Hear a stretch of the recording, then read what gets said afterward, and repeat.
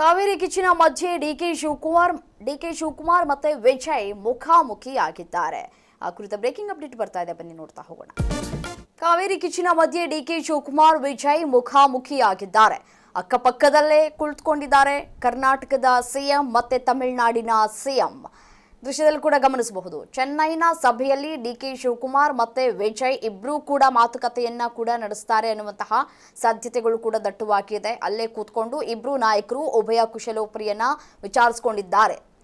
ಇಬ್ಬರು ಸಿಎಂಗಳು ಮೇಕೆದಾಟು ವಿಚಾರವನ್ನ ಪ್ರಸ್ತಾಪ ಮಾಡುವಂತಹ ಸಾಧ್ಯತೆಗಳು ಕೂಡ ಇಲ್ಲಿ ದಟ್ಟವಾಗಿ ಕಾಣಸಿಗ್ತಾ ಇದೆ. ಒಂದೇ ವೇದಿಕೆಯಲ್ಲಿ ದಕ್ಷಿಣದ ಸಿಎಂಗಳು ಇದ್ದಾರೆ. ಸೊ ಹಾಗಾಗಿ ಭಾರೀ ಕುತೂಹಲ ಕೂಡ ಮೂಡಿಸ್ತಾ ಇದೆ. ಅಮಿತ್ ಶಾ ಅವರ ನೇತೃತ್ವದಲ್ಲಿ ನಡೀತಾ ಇರುವಂತಹ ಈ ಒಂದು ಮಹತ್ವದ ಸಭೆ, ಡಿಕೆ ಶಿವಕುಮಾರ್ ವಿಜಯ್ ಮಾತುಕತೆ ಮೇಲೆ ಎರಡೂ ರಾಜ್ಯಗಳ ಚಿತ್ತ ಕೂಡ ನೆಟ್ಟಿದೆ. ಏನು ಮಾತನಾಡಬಹುದು?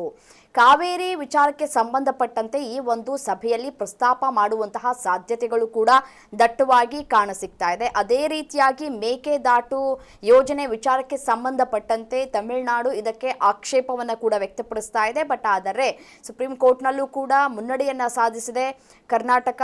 ಹಾಗಾಗಿ ಈ ಹಿಂದೆ ಕೂಡ ಕೇಂದ್ರ ಕೂಡ ಹೇಳಿತ್ತು, ಯಾರ ಅವಶ್ಯಕತೆಯೂ ಕೂಡ ಇಲ್ಲ ಪರ್ಮಿಷನ್ ತೆಗೆದುಕೊಳ್ಳುವುದು ಅನ್ನುವಂತಹ ವಿಚಾರವನ್ನ ಕೂಡ ಕೇಂದ್ರ ಹೇಳಿತ್ತು.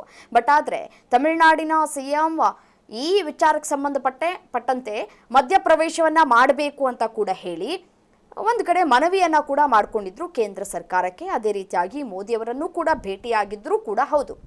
ಸೊ ಹಾಗಾಗಿ ಈ ಒಂದು ಮೇಕೆದಾಟು ವಿಚಾರಕ್ಕೆ ಸಂಬಂಧಪಟ್ಟಂತೆ ಈ ಒಂದು ಸಭೆಯಲ್ಲಿ ಪ್ರಸ್ತಾಪ ಆಗುವಂತಹ ಸಾಧ್ಯತೆಗಳು ಕೂಡ ದಟ್ಟವಾಗಿ ಕಾಣಸಿಗ್ತಾ ಇದೆ. ಸೊ ಹಾಗಾಗಿ ಕರ್ನಾಟಕದ ಜನತೆ ಮತ್ತು ತಮಿಳುನಾಡಿನ ಜನತೆ ಕಾತುರದಿಂದ ಕಾಯ್ತಾ ಇದ್ದಾರೆ. ಪ್ರಸ್ತಾಪವನ್ನ ಮಾಡ್ತಾರಾ ಇಲ್ವಾ, ಯಾವ ರೀತಿಯಾಗಿ ಈ ಸಭೆ ಮಹತ್ವವನ್ನು ಪಡೆದುಕೊಳ್ಳುತ್ತೆ ಈ ಎರಡು ವಿಚಾರಕ್ಕೆ ಸಂಬಂಧಪಟ್ಟಂತೆ ಅಂತ ಹೇಳಿ.